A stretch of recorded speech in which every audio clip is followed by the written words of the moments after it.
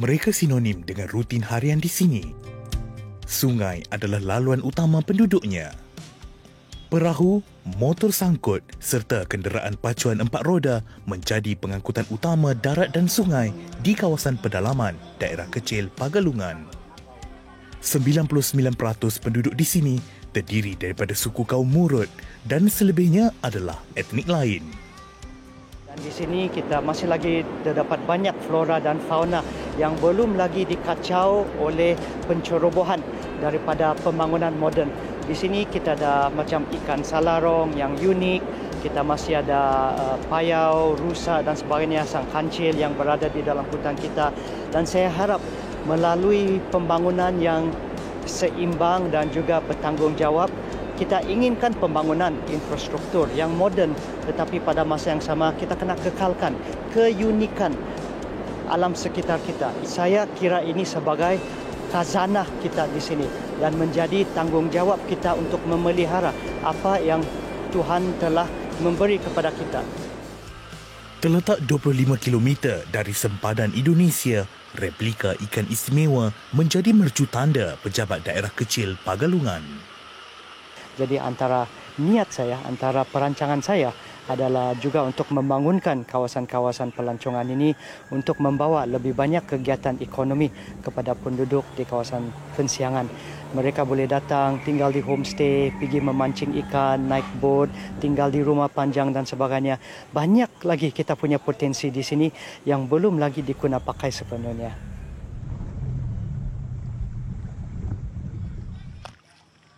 Berusia 39 tahun, Andy Asin melakukan pelbagai pekerjaan bagi menyara isteri dan 3 orang anaknya. Terdapat 99 buah kampung di sekitar daerah kecil Pagalungan. Andy antara yang mengenali masyarakat tempatan dan lubuk Salarong. Daerah kecil Pagalungan terbahagi kepada 2 mukim, iaitu Pagalungan dan mukim Pensiangan. Sebahagian besar penduduk di sini bekerja sebagai petani, nelayan sungai, berniaga secara kecil-kecilan, juga anggota perkhidmatan awam.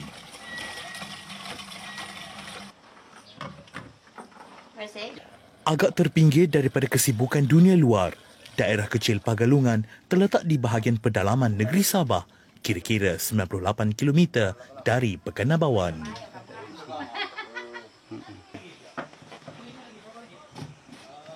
Dengan populasi hampir 8,000 penduduk, kebanyakan masyarakat di daerah kecil ini menghuni penempatan di tebing sungai. Suatu ketika dahulu, ia hanya sebuah perkampungan terpencil yang wujud pada tahun 1950 oleh 2 penduduk tempatan, iaitu Oti Angasap Biagan dari Kampung Bantul dan Keki Antugi Andual, anak jati Kampung Kakutar, Sumatalun. Nama Pagalungan diilham berdasarkan pertemuan kuala Sungai Logongon dengan kuala Sungai Tagol yang disebut Pahalungan dalam bahasa Murut. Hujan lebat semalaman menyebabkan aliran air deras di kuala sungai yang menjadi titik pertemuan antara perbatasan Malaysia-Indonesia.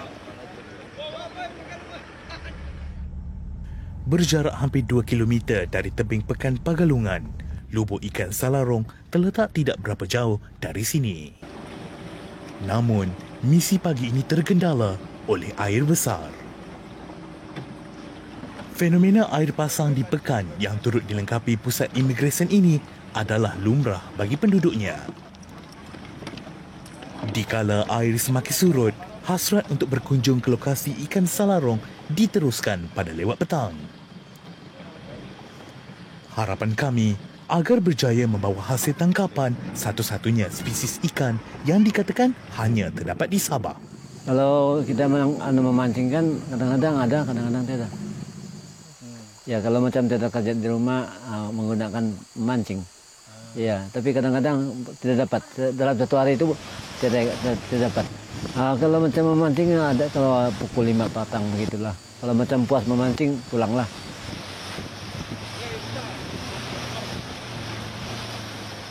Sungai Tagol dan Logongon sering menjadi lokasi nelayan berusia 61 tahun ini menjala Salarong. Kalau ikan Salarong itu gunakan rambat. Yang tadi dia guna itu. Iya, merambat. Kalau sungai kecil lah. Kalau masalah sekarang air sungai besar, jarang dapat. Kalau dia macam ini, kalau dia batalur masalah dia kecil, itu air kecil. Ya, tapi kalau masalah sekarang begini air tiada. Amat sinonim dengan masyarakat di sini, Salarong menjadi aset penting bagi mereka, termasuk bapa kepada 7 orang anak ini.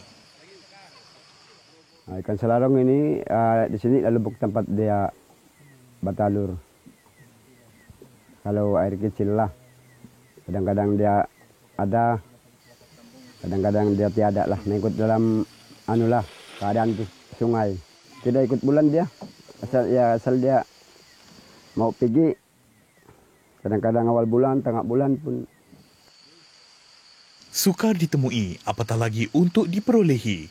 Salarong antara sandaran bagi mencana pendapatan penduduk di sini.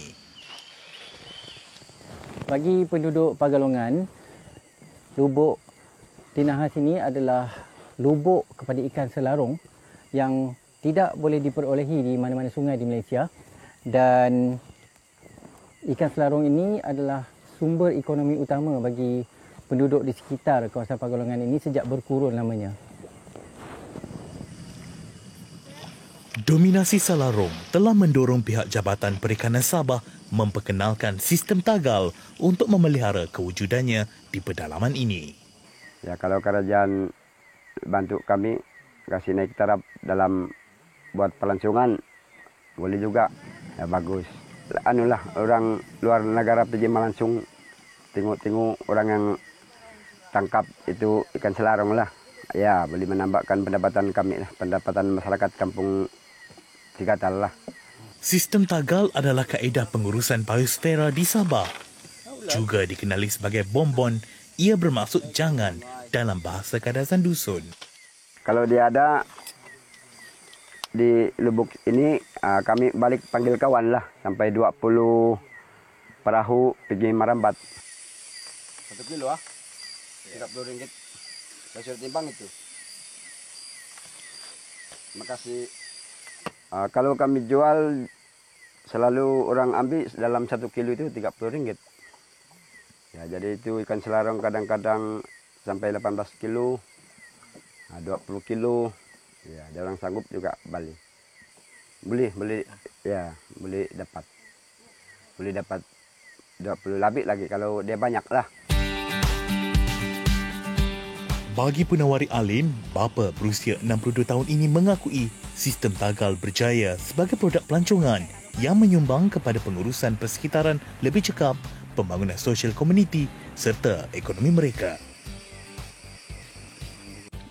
Turut dikenali sebagai patin muncung, mirip ikan patin di Sungai Pahang, Salarong mempunyai tulang yang sedikit. Biarpun tangkapan hari ini kurang memuaskan, namun cukup untuk mereka. Oke, biasanya saya masak ikan selarong. Kadang-kadang kami rebus sama goreng kering lah. Saya punya itu mantua kan, dia suka yang kena rebus. Kalau macam anak-anak saya, dorang suka yang kena goreng kering itu. Turut memakan andunggu, buah tempatan sebagai umpan memancing, Salarong digemari kerana keenakan isinya.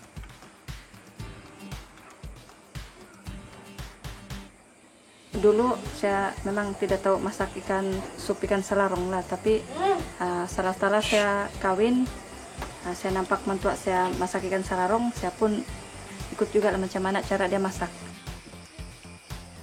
Bukan sahaja terkenal dengan pelbagai khazanah seni, suku kaum Murut juga kreatif dalam masakan. Ya, masakan dia pun istimewa lah. Yang macam kalau yang selalu mau masakan banyak jenis-jenis cara mau masak itu ikan selarong. Kadang-kadang kita masak sup, boleh masak kicap, boleh masak kari, itu ikan selarong. Terbentuk daripada gabungan anak-anak Sungai Pagalungan dan Tahol di Persiangan yang alirannya menuju ke Kalimantan Timur, mereka menangkap salarong bagi sumber pendapatan maupun makanan sendiri.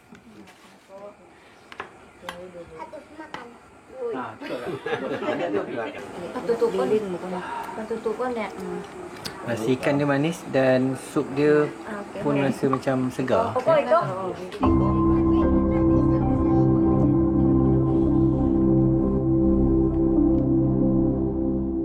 Sabah terdiri daripada himpunan pelbagai suku kaum.